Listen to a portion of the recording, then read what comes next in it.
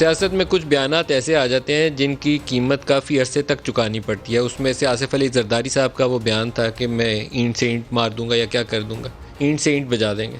تو اینٹ سے اینٹ بجانے کے بعد انہیں بہت عرصہ لگا، معافی تلافی بھی کرنی پڑی، اور دوبارہ اپنا کانفیڈنس بحال کرنے کے لیے بلوچستان کے اندر باپ پارٹی بنی، تو وہ بھی انہیں اون کرنی پڑی کہ میں نے بنائی۔ چیئرمین سینٹ کا انتخاب ہو یا نو کانفیڈنس کے اوپر جو کچھ ہوا، تو وہاں پر بھی بہت ساری جگہ پہ انہیں کنسیشنز دینی پڑیں، دن میں جمہوریت کے نعرے مارے اور رات میں جا کے جگہ دی، تاکہ ان کا وہ کھویا ہوا جو اعتماد تھا کہیں اور پہ اسٹیبلشمنٹ کے ساتھ وہ بحال ہو جائے۔ اب یہ نقصان ہے اور وہ ان کے ساتھ جڑا رہے گا، آسانی سے جائے گا نہیں، مختلف مواقع کے اوپر ان کو وہ ہانٹ کرتا رہے گا۔ اسی طرح کے بعض بیانات جو ہیں ابھی نواز شریف کی تقریر کے ساتھ آئے، وہ تو ایک چھوٹا مرحلہ تھا، لیکن ایک سٹیپ اگر آگے چلے جائیں گے تو وہ ان کو سنبھالنا مشکل ہو جائے گا۔ آج اس سے ملتا جلتا ایک بیان ضرب عضد کے حوالے سے سامنے آیا، اور وہ مریم نواز کا میں ابھی آگے چل کے آپ کو دکھاتا ہوں۔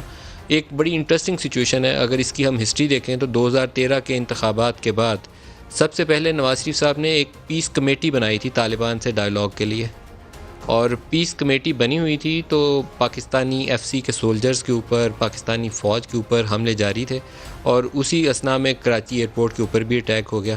ایک ایسا واقعہ بھی پیش آیا کہ پاکستانی ایف سی کے جوانوں کے 22 شاید جوان تھے، اس بس کے اوپر اٹیک ہوا اور ان کی شہادت ہو گئی۔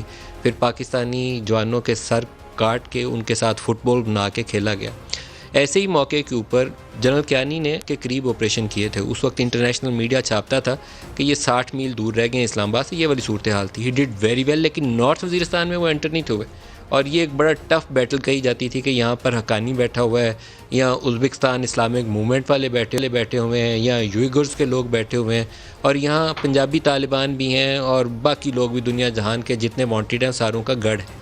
یہ راحیل شریف نے کام شروع کیا تھا کہ سٹرائکس شروع کی، اور یہ ریٹیلیشن تھی جب ایف سی کے جوانوں کی شہادت ہوئی، اور پھر اس کے بعد اس میں مزید شدت آئی، اور یہ سٹرائکس آرمی کر چکی تھی۔ ان سٹرائکس کے بعد پیس کمیٹی بنی ہوئی تھی۔ یہ سارا میں سناریو آپ کو اس لیے بنا رہا ہوں کہ انیشیٹو سٹارٹ کس طرح ہوا تھا کہ پیس کمیٹی بنی ہوئی ہے، اور شاید عرفان صدیقی صاحب اور کچھ بڑے نامی گرامی لوگ ان کی نمائندگی کے لیے اس کمیٹی کا حصہ بھی بنائے گئے تھے، اور ادھر سے پاکستانی فوجی جوانوں کے اوپر حملہ ہوتا ہے، شہادت ہوتی ہے، فوج ریٹیلیٹ کرتی ہے۔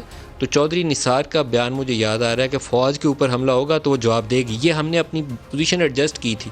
پھر اس کے بعد کراچی ایئرپورٹ کا اٹیک ہوا، اور ضرب عضب فائنلی ایک شیپ اختیار کر گیا، اور ضرب عضب کے بعد پاکستان میں سکون ہوا۔ ضرب عضب پاکستانی قوم کی خواہش تھی، پوری قوم کی امید تھی اور خواہش تھی، ڈیمانڈ کہہ لیں کہ مطالبہ تھا میرے جیسے بندے کا، ہر پاکستانی کا، ایگزیکیوٹ اس کو فوج نے کیا۔ اور یہ جو گروپس بنے ہوئے تھے، یہ بنے بھی جنرل ضیاء دور کے تحفے تھے، ہمارے پاس آئے ہوئے تھے جہاد افغانستان کے دنوں میں، اور ہم اس کو الاؤ کرتے گئے، لیکن پھر ایک دن آنا تھا کہ صفائی کرنی تھی، وہ جنرل راحیل شریف نے کی۔ آج میں اسٹیٹمنٹ سناتا ہوں، پھر میں اس کے اوپر بات کروں گا۔ بعض چیزیں بہت احتیاط سے کہنی پڑیں گی۔ یہ راستہ ایک بند ہے اس وقت نواز شریف کے آگے بھی اور مریم نواز کے آگے بھی۔ ان کو دیوار توڑ کے اپنا راستہ نکالنا ہے، کیونکہ پچھلے 3-4 سالوں میں جو کچھ پاکستان میں ہوا ہے، بعض معاملات میں ان کے ساتھ ہوگی، بعض معاملات میں انہوں نے جو سیاست کی تھی اس کا خمیازہ بھگتنا پڑا ہوگا، لیکن دیوار توڑ کے راستہ ضرور نکالیں سیاسی چالوں سے، لیکن کچھ ایسا مت کریں کہ تناؤ ایک نئی شکل ایسی اختیار کر جائے کہ کسی کے سنبھالے ہی نہیں آئے۔